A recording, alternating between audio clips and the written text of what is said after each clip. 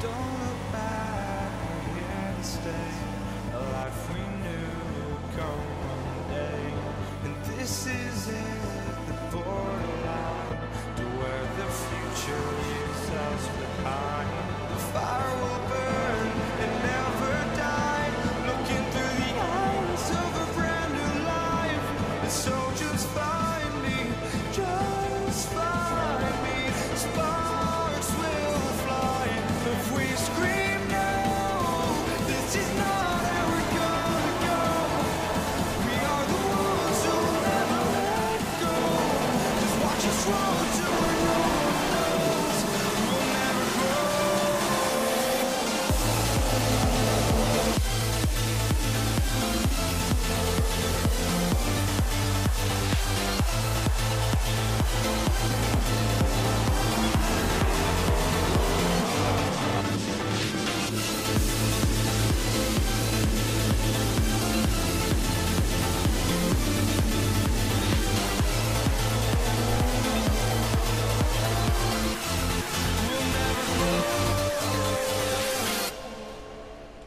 Formula 1 returns to a very wet Spa-Francorchamps after the summer break, but this didn't deter any of the teams from getting out on track and testing their all-new upgrades. Williams is straight out onto the track to test their all-new B-SPEC car, with early signs looking promising, with Robbie Kubica eventually topping practice 1, with Josh Chiro in 4th. Toyota also out early to test their all-new effective 2017 Challenger, their all-new B-SPEC Toyota running their brand new bespoke Toyota power unit as they brought development forward for the second half of the season. There's also a new name at Sauber as Thomas Laurent makes his first scheduled appearance of 5 for the Swiss outfit, as this race is the closest to his home country of France. By practice 2 the track had dried up and Red Bull were out testing their all new Cosworth power unit upgrades, and Cosworth state they found gains of over 10 miles an hour in straight line speed. Pascal Wehrlein started the second half of the season in the best way possible by taking pole position for the Belgian Grand Prix, with Jean-Eric Vergne completing the front row in the Ferrari. Completing the second row of the grid will be Josh Chiro in his all-new upgraded B-SPEC Williams, with Max Verstappen with much needed power boost starting from 4th. The two teammates of Max Verstappen and Josh Chiro, Daniel Kvyat and Robbie Kubica, will line up in 5th and 6th in the second of the Red Bulls and the second of the Williams. Sebastian Vettel could only manage 7th on the grid, with Kamui Kobayashi starting as the lead of the Toyotas in P8 and was within a second of the pole time of Pascal Wehrlein. Kobayashi's teammate Lewis Hamilton will start from 9th, and Nico Hülkenberg with an impressive lap rounds off the top 10 for Renault. A very disappointing lap from Fernando Alonso sees the two-time world champion knocked out in Q2, only lining up 11th, and he's joined on the 6th row by Mick Schumacher in the Haas. Daniel Ricciardo will start from 13th in the second of the Renaults, and he's joined on the 7th row by Lance Stroll in the second of the Haas BMWs. It'll be an all Toro Rosso row 8, with Pierre Gasly getting the better of Carlos Sainz by just under 0.02 of a second. It'll also be an all McLaren row 9, with Rio Haryanto getting the better of Carmen Jorda by 0.21 of a second, to line up once again ahead of his more experienced teammate. Running off the back row of the grid, we have Thomas Laurent and Antonio Giovinazzi in both of the Saubers, and only 1,000th of a second separating both of them. Hey guys, Tara here.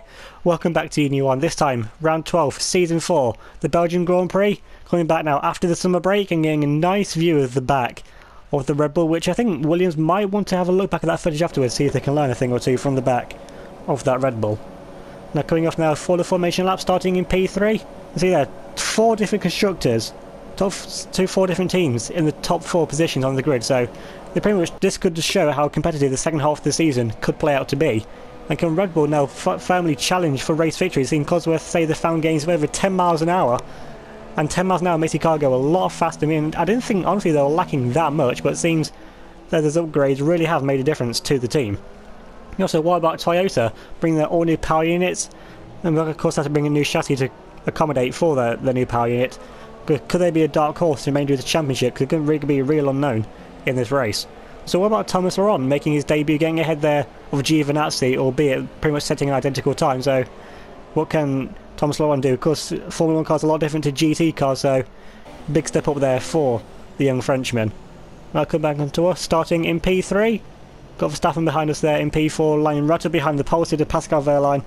Did a lot better in qualifying than his teammate Fernando Alonso, 10 places higher than his more experienced teammate. Now just waiting for the rest of the cars now to line up on the grid, the Hasses and the McLarens, the Saubers. Of course, McLaren and Sauber not really making the gains over the summer that I imagine that they would have expected, of course still lining up, completing the back 2 rows of the grid, which is pretty much where they've been all season if you don't count Monaco, where the McLaren chassis really shone through to get Harry and Jordan further up the grid. Now coming to the 5 red lights for the start of the second half of the season, the start of the Belgian Grand Prix. Lights out and away we go. Can we get a good start? Looks like we haven't got the best of starts there, being challenged there by the 2 rebels behind. Kubica looks like a good start as well, but getting side by side now on the inside there with Jean-Eric Vergne in turn 1. Going to be side by side now with Jean-Eric Vergne. Pascal Wehrlein's cleanly there in turn 1, still side by side there with the championship leader Jean-Eric Vergne. Verlein's already streaking away into the distance now, keeping side by side now with Jean-Eric Vergne coming over Rouge. Going to be side by side. Last time break just had to back out of it there, and don't want to keep it side by side there through Rouge there with Jean-Eric Vergne. Don't want to risk a crash this early on in the race, this early on in the second half of the season with all new upgrades yet to shine through. But now we'll have the slipstream on the back now. Oh, Jean-Eric Vergne going to go to the inside. Jean-Eric Vergne defends to the inside. Going to go around the outside now. Oh, Jean-Eric Vergne coming up now into turn 4. Going to keep it side by side with Jean-Eric Vergne. Going to have the outside line which then turns to the inside. And he managed to make the move stick there on Jean-Eric Vergne. You see there, it looks like our teammate Robbie Kubica had managed to get ahead there of both of the Red Bulls as well. So a good start from both of us Williams. And now we can still try and put these downforce upgrades now into good effect and try and chase down Pascal Wehrlein in that Mercedes. Of course, you know, the AMG engine still isn't quite up to scratch with what our BMW engine is, but of course with our all-new BMW power should be even mightier in a straight line than what we already were. See now, keeping it pretty much flat now through Pill 1, which we wouldn't have been able to do with our previous car, and we wouldn't be able to keep flat any corners there, which I was hoping to do in the early half of the season. See, Wehrlein though is still slightly pulling away from us, so it looks like Mercedes still does have slight better air and show. See, they're running a bit wide, still the car still isn't balanced, isn't quite there, still getting a bit understeer, a little bit squirrely through some of the corners. But overall, this car's definitely, on this first lap, definitely a lot more planted. I mean, Kubica topped FP1 in the rain, and we know the Williams downforce isn't the best part of the car, and topping a rain-affected session pretty much just shows that the promise that this car does have. Although, coming down this back straight, we have lost quite a bit of time there to the back of Pascal Wehrlein, and see there, we've got Jean-Eric Vergne all over the back of us now, coming down into the bus stop chicane, getting the slow shim on us, but just again, with our superior engine power, it's just enough to keep us ahead. Of course, no DRS yet, no DRS down that back straight anyway. So I think that's definitely way too dangerous there to have DRS going around a corner.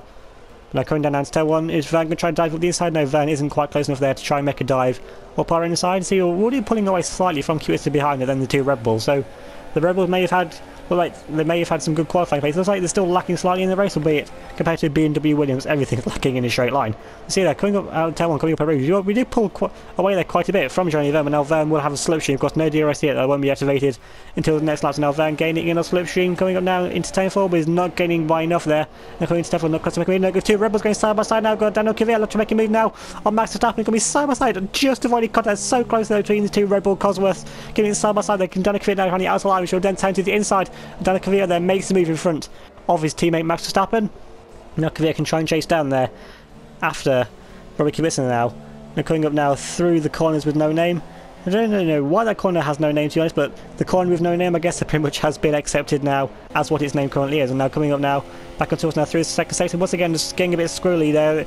Still not, the confidence still isn't quite there. We've had much as we want. See, Wehrlein is still pulling away from us. But see, we're still having to push this car to the absolute limits. But first we have to find the limits. So running about wide, they're running 4 wheels completely off the track there. That's really going to kill our momentum now. Got Jean-Eric Vergne, the championship leader, right to be honest. We know how good that Ferrari chassis and aerodynamics are. I mean, the engine power might not be there exactly, but they make up for it easily with their superior chassis and aero. Well, it did in the first half of the season. We've seen Jean-Eric Vergne won, I think, 6 or 7 of the first 11 races.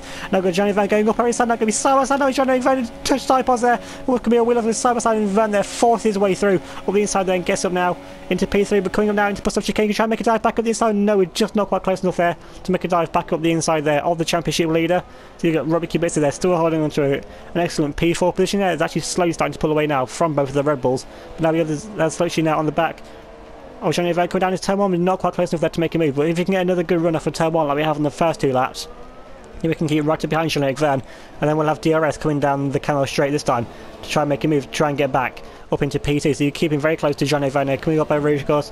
This is where the dirty air will be affecting us, but this Williams much more downforce. See there, we get such a better run up over Rouge there than what Jean-Eric Van de See, just keeping it planted. This Williams really working at high speed. Now DRS wide open now. Once again, Jean-Eric Van defends to the inside. We try and go around the outside now with Jean-Eric Van coming down now into the braking zone. See there, Verline clearing the lead, and we make our way back around the outside once again. Oh, Jean-Eric Van, see Van getting rather flustered there. Gets really poor run there, 3 turn 5. We lose quite a bit of time to us, and now once again we can try and chase down after Pascal Verline. Now coming up through the corners now with no name. Now cutting a bit further on, looking now actually Max Verstappen, I think this is. So Verstappen actually made the move there on down the Kvyat. Now Verstappen right on the back now of our teammate Robert Kubica. So Kubica not really finding the outright pace in this race that we have so far. They're coming down now into turn 1. See there Verstappen with DRS open. We're just not quite close enough going to turn 1 because we're pretty much with a straight line speed. That causes power unit. They may have found some decent gains over the summer. It looks like they're still lacking compared to what BMW have found. Now coming up now over, you see once again the Williams of Kubica there pulls away. So my Kubica Williams gets some really good runs there out of turn 1, but then through a Rouge doesn't get the best of runs there. Now stopping now with DRS wide open once again. Now gaining in the solution now on the back of Kubica there goes defensive to the inside, making Verstappen there go the long way around the outside. Now coming up now into turn 4, can Verstappen try and outbrake Robert Kubica? Looks like he has. Kubica they're going to try hard on the inside, just hasn't got enough. Verstappen there using the superior chassis and aerodynamics. Always Red Bull. Now Verstappen there moves up into P4. He's there down with Kvyat ordering 6th. Already falling quite some way behind. They've got been changed there by both the Toyotas. So the Toyota are looking for some really good pace. I think that's possibly Lewis Hamilton. Can't quite see because both the helmets of Hamilton and Kobayashi are so similar, and both of them are pink as well. So not that easy to tell which car is which. But I think that is the Toyota of Lewis Hamilton. See there, he's all over the back down the straight, but coming up through the corner, you can see the Red Bull there of Daniel Kvyat really pulling away there from the Toyota of Lewis Hamilton. So you see which superior the chassis and aero of that Red Bull is. But it seems with the straight line speed that the Toyota actually has the better engine than the Cosworth engine in the back of that Red Bull. So encouraging signs there for Toyota. I mean, there could be a dark horse in the remainder of the championship. Don't really know what to expect from them. I mean, we're expecting them to somewhere near the front like they were with the Mercedes power, but now coming down the back straight, we've got Fernando Alonso and Sebastian Vettel there right up behind the back there of Lewis Hamilton. Let's see there already how much these three just reeled caught right back up again to the back now of Daniel Kvyat there in the Red Bull. So is Hamilton going to try and make a move coming up on the back now of Daniel Kvyat coming into the braking zone, just not quite close enough there. Thought about making a move there to the side of both these, also on the soft tyres. Then you've got Alonso and Vettel behind, also on the super soft tyres, so they're going to be stopping a lot earlier than what the rest of us are in front, so they're possibly going for an undercut, probably still doing the one stop, but just going for the alternate strategy, try and get an undercut, try and jump Hamilton here and Daniel Kvyat if they can't get past them on track before their pit stops. But now coming down, see there once again, Hamilton just losing out there in the traction out of turn 1. We see there, keeping pretty close there, Upper Rouge.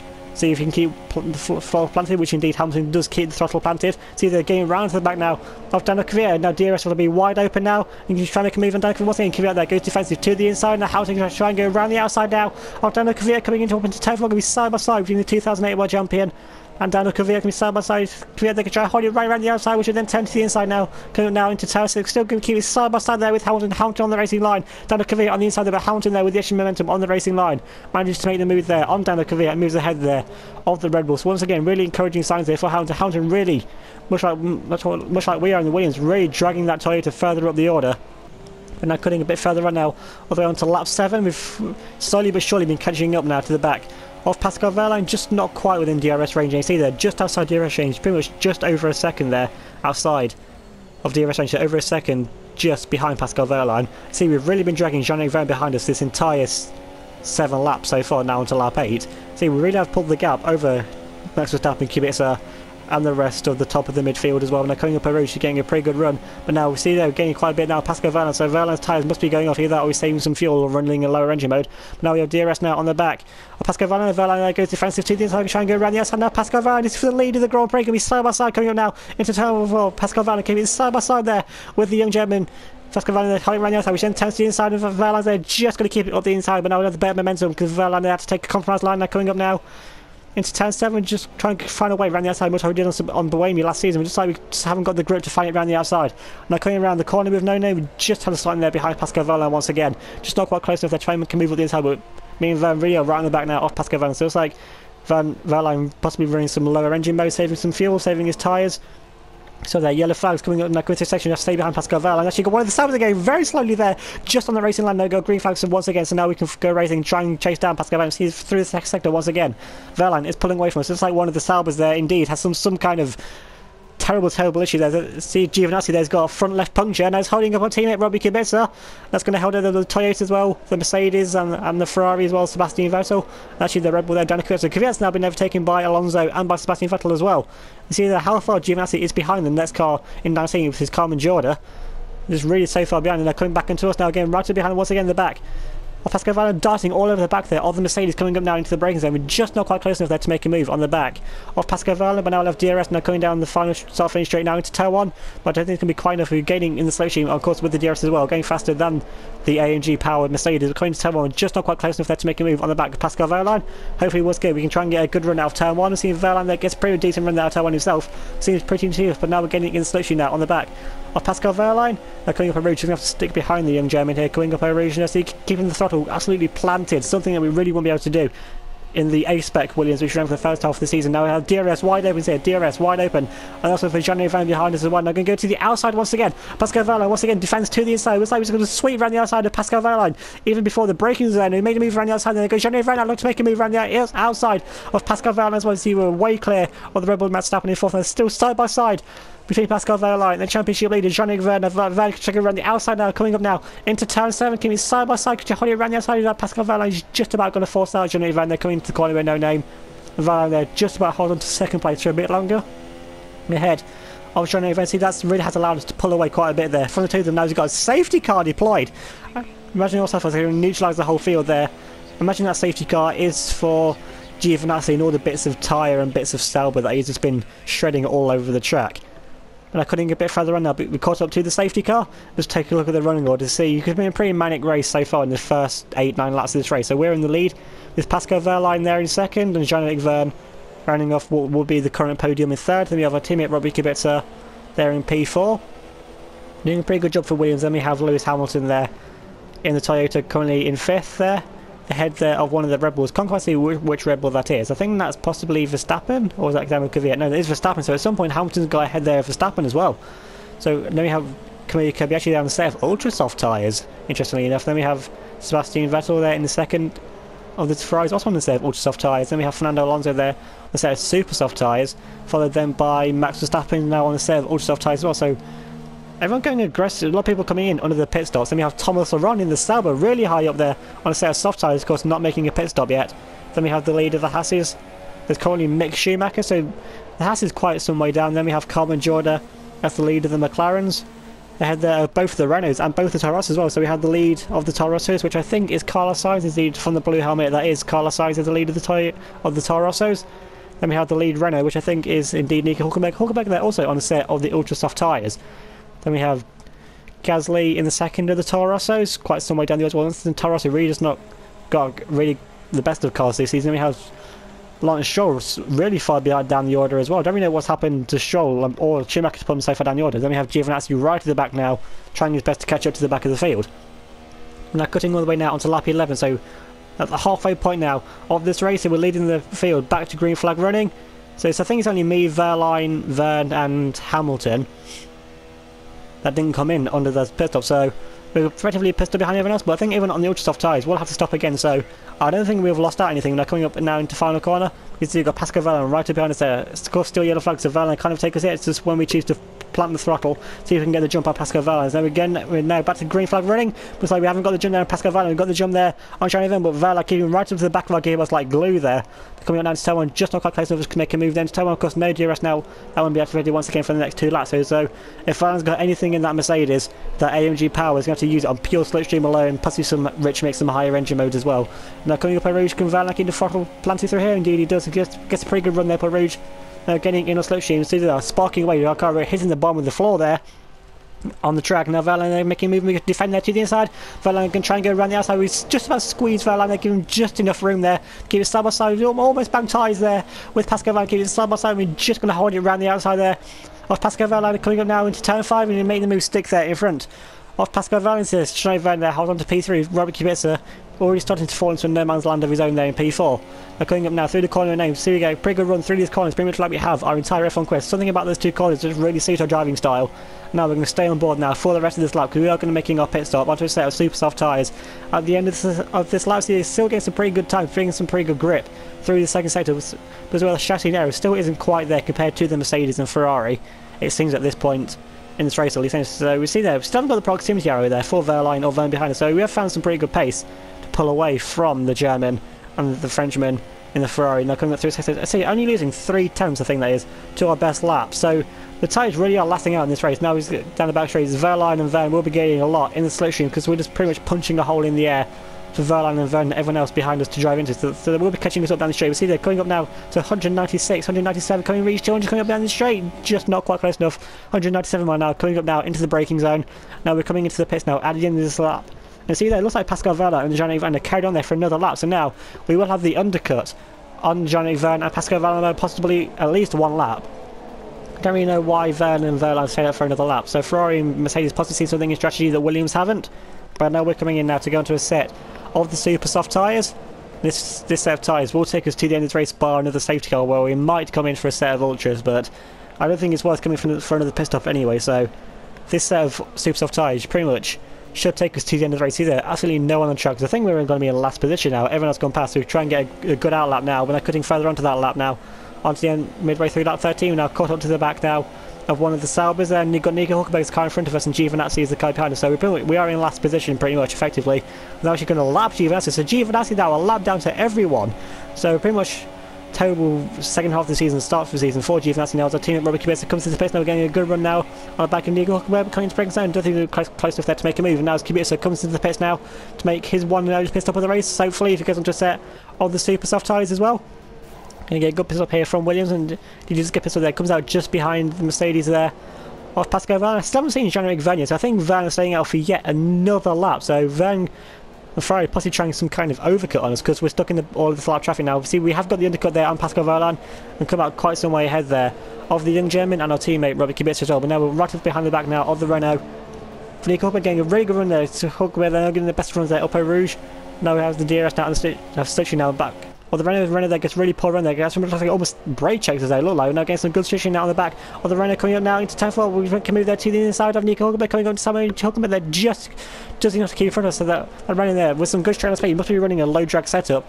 They got one of the McLarens there, Carmen Jordan in front of us as well. And they're trying to get a good run now on Nico Hulkenberg. Trying to make a move there inside, coming up now into 10-7, just not quite close. I'm trying to go around the outside now. Nico Hulkenberg doing the same move that we did on Sebastian Buemi last season, trying to hold it side by side now. Nico Hulkenberg just not quite close to there, holding running outside Hulkenberg there, runs out wide, there gives us space up the inside, runs off the track. So we're going to kiss momentum, and now we made the move there over the inside now of Nico Hulkenberg making a mistake. Now we've got Pascal Wehrlein to make a move over the inside of Hulkenberg. Hulkenberg there just does enough to defend from Pascal Wehrlein. Couldn't a bit further on now, going side by side one of the Torosso, side by side around the outside up at Rouge. The Torosso there, Pierre gets a terrible run there up at Rouge, just going to leave him vulnerable now to Nico Hulkenberg. He's still in front there of Pascal Wehrlein and the Ferraris as well. Now Hulkenberg there with the solution. Gasly there, good defensive to the inside, going to be 3 wide now, possibly with Pascal Wehrlein. Wehrlein making 3 wide. Wehrlein does making 3 wide. Coming on down to turn 4, going to be side by side with all the 3 of them. Wehrlein make a double overtake. We side by side with Wehrlein there, makes a double overtake on both the Ferrari and the Torosso. Great move there from Pascal Wehrlein. Double overtake there into turn 4. Wehrlein there really not scared to put his foot down there. Like 2 positions in one corner. Now we've got one of the Red Bulls that's still going side by side now. It's like we won the Torres. Actually our teammate Robert Kubica. So Kubica trying to go around the outside of the Red Bull. He's side by side there with the Red Bull. And Matt Verstappen going to be side by side and he gets the move there. Looking up Torres as well. So Kubica could also make a double overtake in one straight as well. And be side by side, and Kubica then makes the move up the inside there of the Torres. So a great move there from Robert Kubica. Great move then Pascal Wehrlein. Wehrlein there already gone off into the distance now. See Kubica's now stuck up behind the Renault here of Nico Hulkenberg instead of ultra soft tyres. So in ultra soft tyres, so Hulkenberg just had the tyre advantage. But Kubica has the car advantage with the superior straight line speed and of course the better downforce as well. With the Renault with a low drag setup, it's proven to be a pretty good match for anyone in the straight line. But now Kubica will have the solution now coming down the straight. He can try and make a move on Hulkenberg. He's trying to keep it side by side. He can try and make a move on the back of Hulkenberg. Once again, Hulkenberg has some great straight line speed. Just doing enough to keep in front there of our teammate Robert Kubica. Coming down into the braking zone. Kubica can try and make a dive up the inside, coming up now into the bus stop chicane. Once again, Kubica just not quite close enough there to think about trying to make a move up the inside there of Nico Hulkenberg. But now Hulkenberg comes into the pits now to make another pit stop, so that pretty much frees up our teammate Robert Kubica. Try and put his foot down now and try and chase after Pascal Wehrlein in front. Now cutting a bit further on, got Jean-Eric Verne in front of us and says super soft tyre. So Verne's overcut has worked a treat for him there, and he's come out in front of us because being still behind that Renault of Nico Hulkenberg and all the other midfield traffic. It really has cost us a lot of time there. But now Jean-Eric Verne's caught up to the back now, one of the cars in front, which I think has made a pit stop. I think the ones that did the alternative strategy, starting on the supers and going to the soft, pitting under the safety car, as they come down the back straight now. See there, Van actually not able to make a move there on the car in front. You can't quite see what the car in front is, but whatever it is, it's got pretty much. It's got a low trailer speed in it. Once again, possibly running a low drag setup like the rest of the midfield cars you'd expect would be. Try and maximise their pace and try and get the best position that they can. See, they're trying to go around the outside of Jean-Eric Vergne, trying to find any way around the outside there of Jean-Eric Vergne, because that car in front really is holding up Jean-Eric Vergne. They're going through the second sector, it's pretty much through here.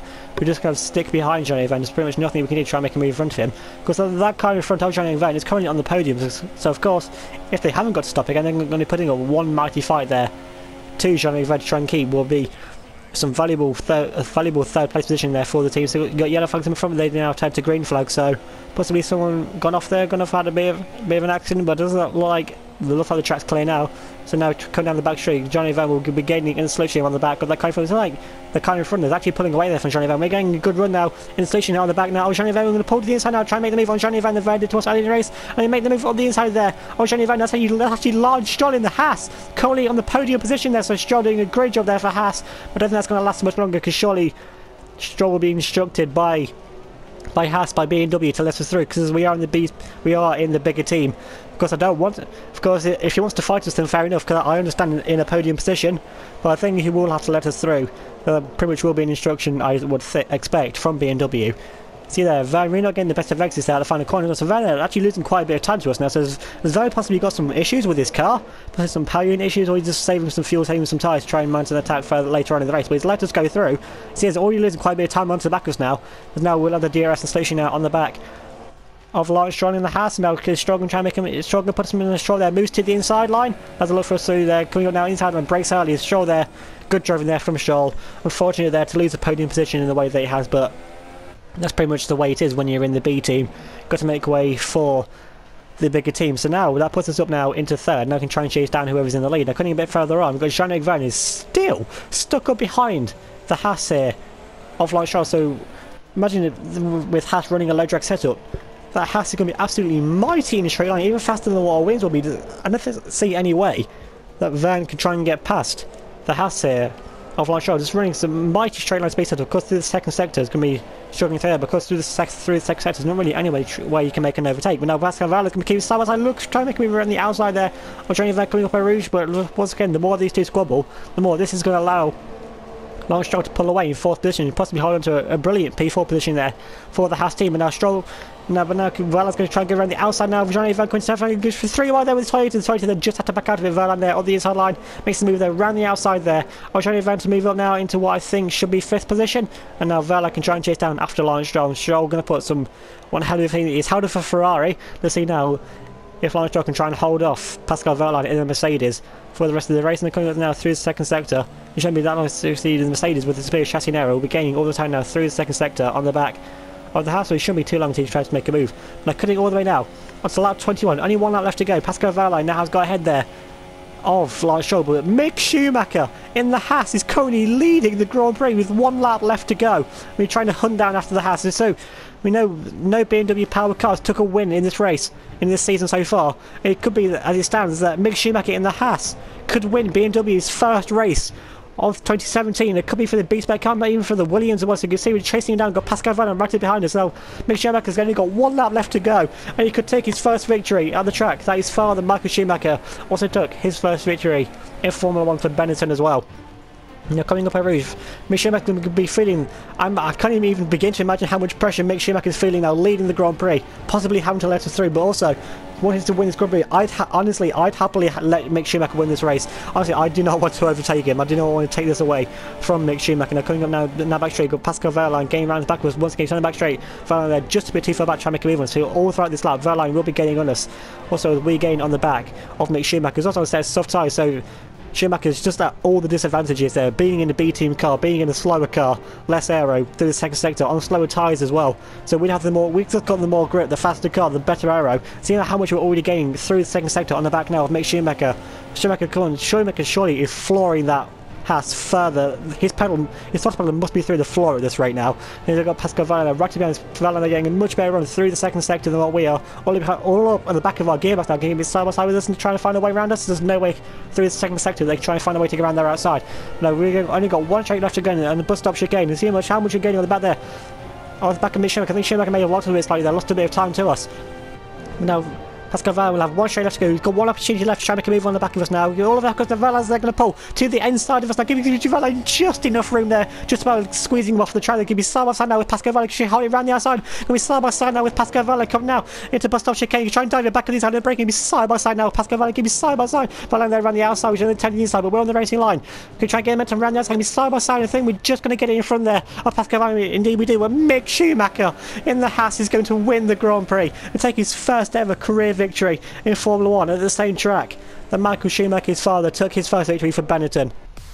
See there, Gunther Steiner looking ecstatic there with Haas's victory. Of course, BMW finally getting on the board, taking a victory. But I imagine that is not the team that BMW were expecting to take their first victory of 2017.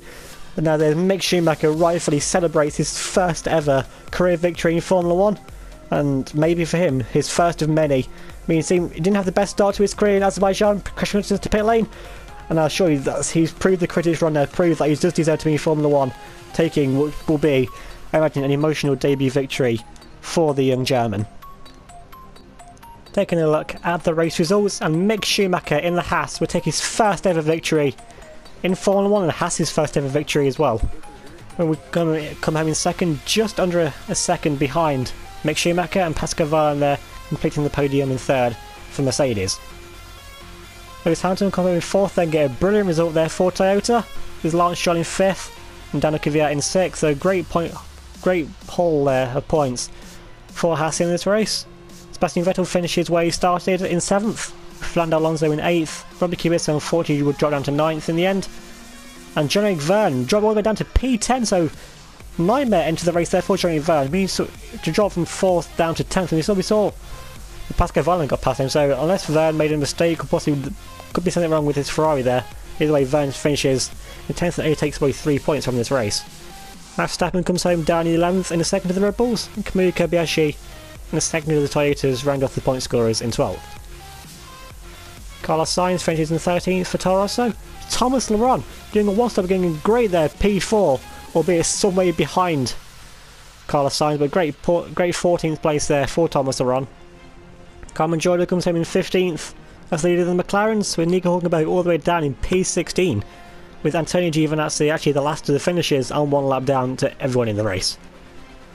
Pierre Gasly was 18th as the first of the retirements, with Rio Haryanto and Daniel Ricciardo also retiring from the race.